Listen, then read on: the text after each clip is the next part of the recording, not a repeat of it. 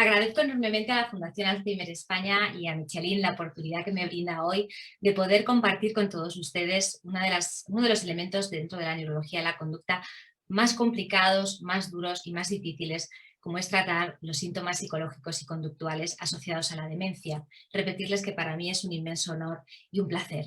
Lo primero que vamos a hacer a modo de introducción es saber lo que son todos estos síntomas psicológicos y conductuales. Solo a través del conocimiento lograremos tener formación y poder afrontar juntos mejor esta parte de la patología.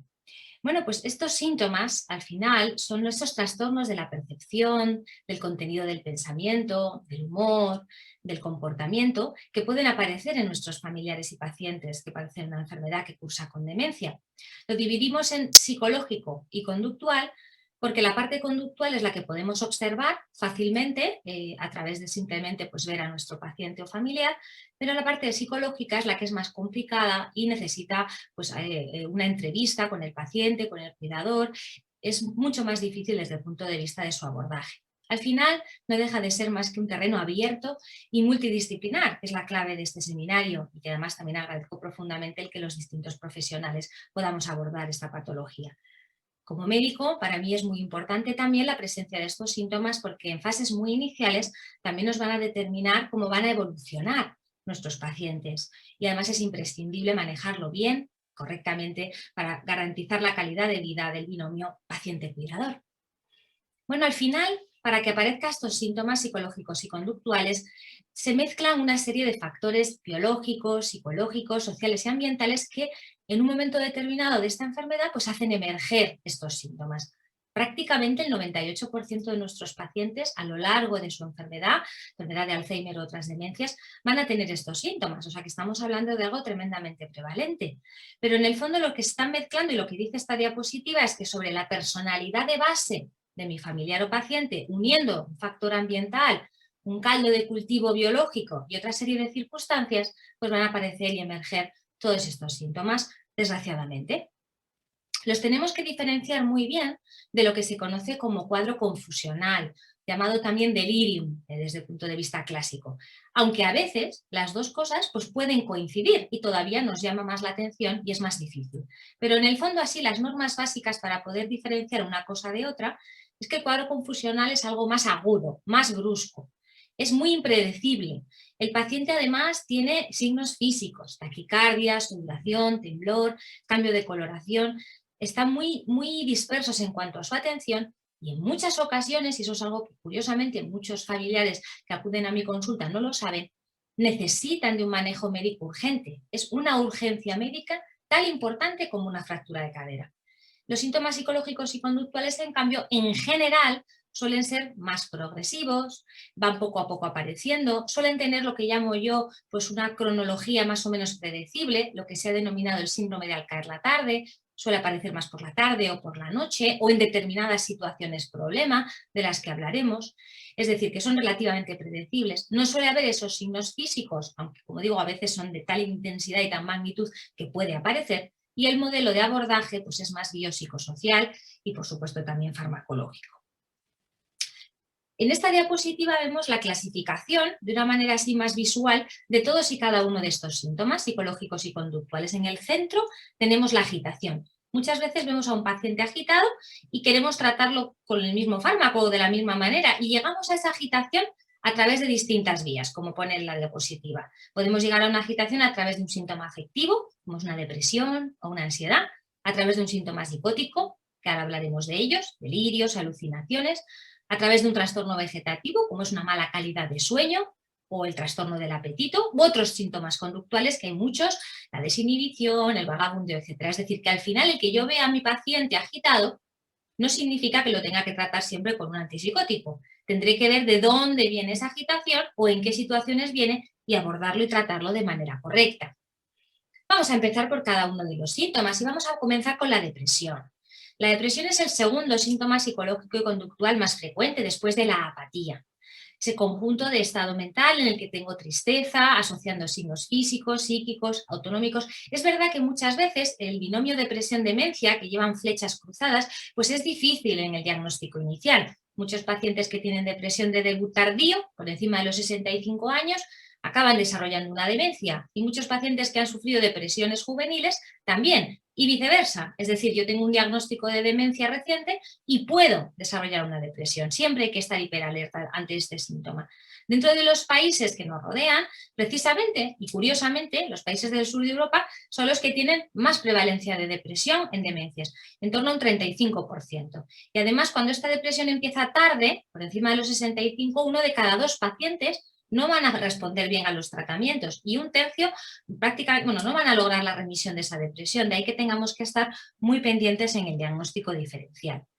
Como ya decía, hay esos factores predictores para desarrollar un deterioro cognitivo, una demencia, y precisamente, aparte de los que ya conocemos, que son la edad, el sexo, la baja escolarización, es la depresión activa en los últimos 2 años o que sea una depresión muy severa la que nos tiene que tener sobre aviso. Por tanto, es un factor de riesgo y la Organización Mundial de la Salud como tal lo ha reflejado, y es un factor de riesgo que debemos tratar y debemos tratar precozmente. Pero independientemente de esto, una vez que ya tengo a mi paciente con demencia, ¿qué elementos de la historia clínica o de su biografía o de su historia médica me van a hacer pensar que puedo desarrollar una depresión? Pues desgraciadamente, cuando diagnosticamos a pacientes con demencia tipo Alzheimer en edades muy jóvenes, por debajo de los 60, tenemos más factor de riesgo. Cuando estamos en los primeros 6 meses de diagnóstico, hay que prestar especial atención. Por otro lado, el tipo de personalidad del paciente, una personalidad más neurótica, que además también el paciente tenga dependencia funcional porque no se pueda mover bien o porque tenga algún otro tipo de incapacidad física, trastornos del sueño y lo que se llaman factores de riesgo vascular, hipertensión, diabetes, obesidad. Parece que son los factores que más nos tienen que hacer saltar las alarmas de que probablemente el paciente pueda desarrollar una depresión. En general, puede aparecer hasta en un 50% de los pacientes con demencia, y hay que diferenciarlo muy bien de la apatía, de lo que hablaremos luego, porque realmente la apatía no suele mejorar con antidepresivos y la depresión pues sí que puede mejorar con un tratamiento adecuado. Desgraciadamente, como todos los síntomas de los que vamos a hablar, supone que puede aumentar la mortalidad de nuestro paciente y la sobrecarga, por supuesto, del cuidador y los costes en atención sanitaria. La apatía, que es el más frecuente, es esa falta de ganas de hacer cosas que antes nos despertaran la motivación, claro está. Esa falta de respuesta emocional, esa indiferencia ante eventos sociales, pues es muy frecuente y además va aumentando de manera exponencial conforme avanza la enfermedad, llegando a un grado máximo de apatía que nuestros pacientes que apenas se abren los ojos en todo el día, ¿no? Realmente no es porque tengan un excesivo sueño diurno, sino porque nada le despierta la atención. La apatía no mejora con fármacos, por mucho que digan los libros. La apatía mejora haciendo cosas. Y aquí es donde entra por primera vez, voy a insistir mucho a lo largo de mi presentación, la importancia de las terapias no farmacológicas en nuestros pacientes con demencia y el gran papel que hacen los especialistas de la psicología, la neuropsicología y la terapia ocupacional en tratar a nuestros pacientes.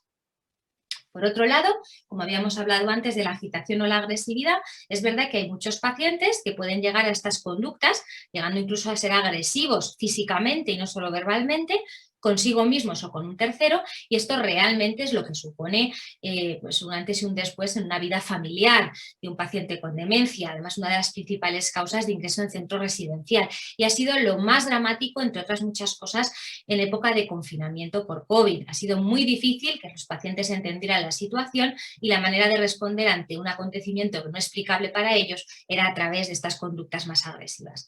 Pongo en rojo ahí lo de antes de tratar, investigar, y es verdad.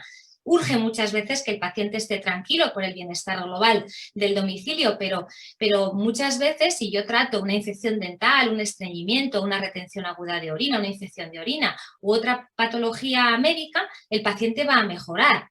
Si entro en la espiral de violencia de fármacos sucios, como llamo yo, antipsicóticos, benzodiazepinas, etcétera, pues lo que voy a hacer es dañar a mi paciente. Entonces, bueno, ahí tenemos que andar un poco entre el manejo médico urgente o no en función de la gravedad y el intentar el principio médico de no hacer daño, ¿no? Es verdad que, como decíamos antes, al diferenciar un cuadro confusional de estos síntomas, hay situaciones problema que son prácticamente se repiten y una constante, como es el vestido, el baño, la comida, el aseo, que además han sido dramáticas en esta época también de COVID, en el que el papel de mis compañeros y que van a tratar esta parte también de abordaje no farmacológico en este seminario, pues es fundamental. la terapia farmacológica, el abordaje a través de elementos que no sean fármacos es imprescindible en estas situaciones problema y obviamente si hay que usar fármacos, pues ahí estaremos nosotros, ¿no? Intentando usar los más limpios posibles. Realmente hay que fijar objetivos con nuestro familiar. Si queremos reducir este síntoma, obviamente va a ser a costa de un efecto secundario de un fármaco. Entonces tenemos que balancear riesgo-beneficio. A lo mejor no lo puedo suprimir del todo, pero lo voy a intentar aliviar.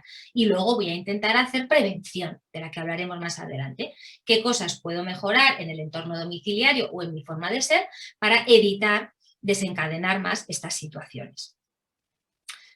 La psicosis, que suele ser uno de los principales problemas que me llega a la agresión o a la heteroagresividad, que es lo que más se ha visto empeorado en época de coronavirus, bueno, engloba sobre todo 3 síntomas claves que tenemos que saber discernir para entender mejor a nuestro familiar. Los delirios, las alucinaciones y los falsos reconocimientos. Los delirios son falsas ideas ilógicas. Lo más típico en un paciente con demencia es el delirio de celos, de robo o de perjuicio. Es muy característico, ¿no? Me roban las cosas, mi marido está con otra persona. En general suelen ser delirios menos elaborados, menos floridos que los pacientes con esquizofrenia o con otras enfermedades puramente psiquiátricas. Pero a veces si escarbamos bien, vemos que el paciente elabora, y ya digo, en época de coronavirus han sido delirios verdaderamente brutales y que han requerido obviamente de abordaje farmacológico. Las alucinaciones suelen ser visuales, ver cosas. Suelen ser de animales o suelen ser personas y pueden ser placenteras o no. Si son placenteras, no las trataremos. Si no son placenteras y son terroríficas, sí, por supuesto. Y las falsas identificaciones, que sí que he sido testigo de bastantes síntomas de este tipo en pacientes en época de coronavirus, para que recordemos lo que es, pues está por un lado lo que llamamos nosotros la paramnesia reduplicativa, que es mi casa no es mi casa, sino que está ahí enfrente, es exactamente igual, pero esta no es mi casa y tengo que ir a ella. Y entonces da lugar a fenómenos de fuga, etc. El síndrome de Capgras, por ejemplo, mi marido ha sido suplantado por un impostor completamente idéntico. Esto sí que he tenido bastantes casos. O, por ejemplo, bueno, pues también el síndrome de Fregoli, en el que pensamos que personas distintas son la misma, pero se disfraza. Es decir, al final son sobre un objeto real, en este caso, interpretamos mal la realidad, o bien sobre personas o bien sobre edificios. Esto es lo más característico de la psicosis. Y luego hay otra amalgama de síntomas, muchos, lo que llamamos la deambulación errática, los trastornos de impulsividad, los trastornos de la conducta alimentaria, que llegamos a situaciones dramáticas, como un paciente que hemos tenido que ha empezado a comer velas o comer trozos de la pared, es decir, ya comer cosas que no son ni siquiera un producto alimentario, trastornos del sueño, por exceso o por defecto, trastornos de la esfera sexual, desinhibición, hipersexualidad, etc. Bueno, este tipo de trastornos más de la falta de control de impulsos, que suele ser de la zona anterior del cerebro, se ven generalmente más en otro tipo de demencias, como la demencia frontotemporal. Al final aquí les resumo pues, cómo aparecen todos estos síntomas de las distintas demencias, porque aunque la más frecuente es el Alzheimer, hay muchas más. De hecho, los pacientes con demencia que más brutalmente han sido azotados en época COVID han sido, desde el punto de vista de los síntomas psiquiátricos, han sido los pacientes con enfermedad con cuerpos del ego, y como luego veremos en la siguiente diapositiva, donde hay muchísima psicosis asociada. Pero como ven aquí, la depresión y la apatía es muy frecuente en casi todos, pero la demencia frontotemporal, que es la segunda causa de demencia en personas por debajo de 60 años, pues es la que suma pues, más cantidad de síntomas neuropsiquiátricos y sobre todo, como les decía, de la parte impulsiva, ¿no? De la parte frontal. Desde el punto de vista gráfica lo que refleja es que son los enfermos con cuerpos del ego y los que tienen más síntomas neuropsiquiátricos y sobre todo, como les decía, de la parte psicótica.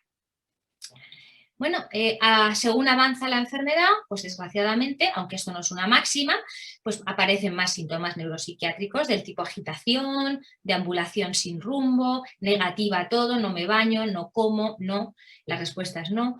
Eso al final, si tú le obligas, conlleva a una agresividad que comienza siendo verbal, luego comienza siendo física.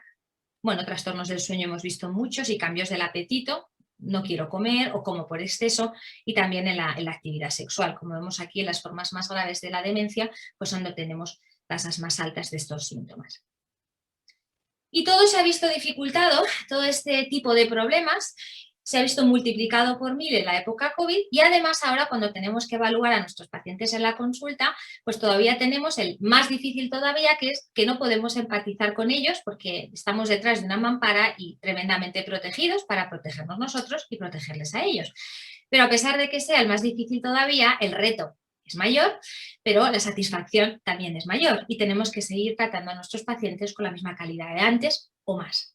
Dicho esto, para hacer el diagnóstico, aunque todo pivota en la era de la telemedicina en este concepto, que bueno, pues podemos discutir mucho sobre ello, personalmente, es una opinión muy personal, creo que la consulta telefónica no es adecuada en la mayor parte de las ocasiones en nuestros pacientes con deterioro cognitivo y necesitamos la presencialidad. Necesitamos hacer entrevista, ver cuál es la interacción entre el paciente y el cuidador y también analizar cada uno por separado, porque hay muchas veces que necesitamos hablar a solas con los cuidadores para que nos cuenten una serie de situaciones que son tremendamente complejas si tienen que contarla de su familiar, me refiero sobre todo pues, a problemas de índole sexual, etcétera, y eso necesita de su tiempo y de su tiempo de manera independiente. Por otro lado, también tenemos que ver el grado que tiene el paciente de conciencia de su problema. Es verdad que en el 80% de las ocasiones a mí me han traído a la consulta, pero yo estoy fenomenal. Esa es la respuesta que a mí me da el paciente, pero se la tengo que preguntar. Necesito saberlo, es fundamental.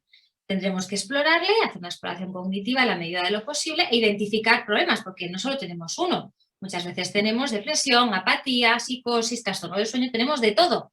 Entonces tenemos que hacer un cronograma de síntomas desde por la mañana hasta por la noche, ver cuál es el más importante para el paciente y para el cuidador, el binomio paciente-cuidador, y empezar por ahí a tratar. Y a veces tenemos que hacer una combinación a la carta de fármacos que nos permitan pues, dar el bienestar y la calidad de vida que se merecen, ¿no? Entonces, por eso hay que identificar, tratar, ayudarnos de los médicos de atención primaria, como neurólogo en este caso, para tratar las distintas enfermedades que puedan favorecer las situaciones, ayudarnos de los profesionales de los centros de día y de asociaciones para las terapias no farmacológicas y a partir de ahí comenzar.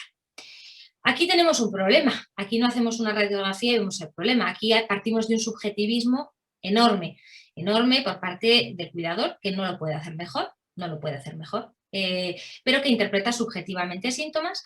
Entonces, bueno, pues tenemos que partir de eso, de lo que nosotros observamos, de su grado de tolerancia y arrancar. Y no es fácil. Nosotros usamos escalas, aquí les he puesto algunas, que da igual cómo se llamen, pero esas escalas al final no dejan de ser una lista de cosas que yo pregunto cómo es de grave un síntoma interpretado por un cuidador, cómo le estresa y a partir de ahí trato. No deja de ser algo, como digo, meramente subjetivo, pero que nos puede ayudar a la hora de que no se nos pase ninguno de los síntomas de la cabeza. Y a tratarlo. Bueno, pues como les decía al principio, y lo adelantaba ya, la parte importante de todo esto también es saber identificar para poder prevenir o evitar situaciones problema. Tenemos familiares que nos cuentan que los espejos son un problema fundamental para el paciente porque al verse el reflejo no se reconoce y se desencadena un episodio de agitación. Pues tendré que retirar los espejos.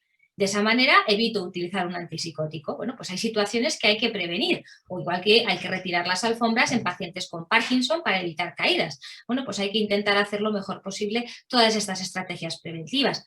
Aquí se lo pongo, diagnosticar pronto, controlar las enfermedades y prevenir.